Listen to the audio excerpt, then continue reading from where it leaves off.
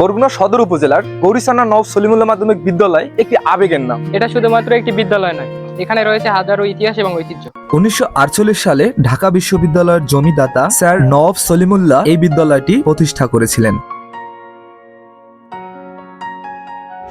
প্রতিটি টেবিল, প্রতিটি চেয়ার, প্রতিটি ক্লাসরুমের সাথে মিশে আছে হাজারো জেনারেশনের স্মৃতি। 1948 সালে নওয়াব সলিমুল্লাহ এই বিদ্যালয়টি প্রতিষ্ঠা করেন।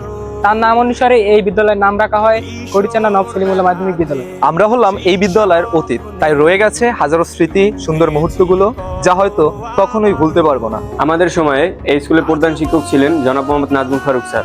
তিনি 2025 সালে অবসর গ্রহণ করেন। বর্তমানে ভারপ্রাপ্ত প্রধান শিক্ষক মোহাম্মদ সাইফুল ইসলাম স্যার। 1948 সাল থেকে 2026 সাল পর্যন্ত দীর্ঘ 78 বছর ধরে এই স্কুল ধরে রেখেছে তাদের ঐতিহ্য, শিক্ষার গুণগত মান ও পরিবেশ। শুধু লেখাপড়ায় খ্যাতি রয়েছে বিষয়টা এমন না, খেলাধুলায় রয়েছে এই স্কুলে বিশেষ অবদান।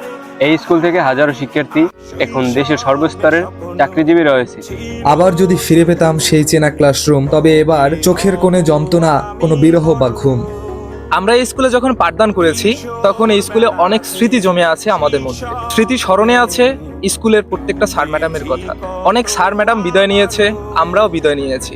স্কুল স্কুলের মতোই আছে, তবে রয়ে গেছে এর প্রতি ভালোবাসা, স্মৃতি। এই ছিল আমাদের গৌরীছানা নওয়াব সলিমুল্লাহ মাধ্যমিক বিদ্যালয়ের স্কুলের স্মৃতিটুকু নিয়ে একটি ছোট্টখাট্ট ভিডিও, যা আপনাদের কাছে আমরা 3 বন্ধু উপস্থাপন করেছি। আজকের জন্য বিদায় নিচ্ছি আপনাদের থেকে। ভালো থাকবেন, সুস্থ থাকবেন। দেখা হচ্ছে অন্য কোনো বিষয়, নতুন কোনো দিনে।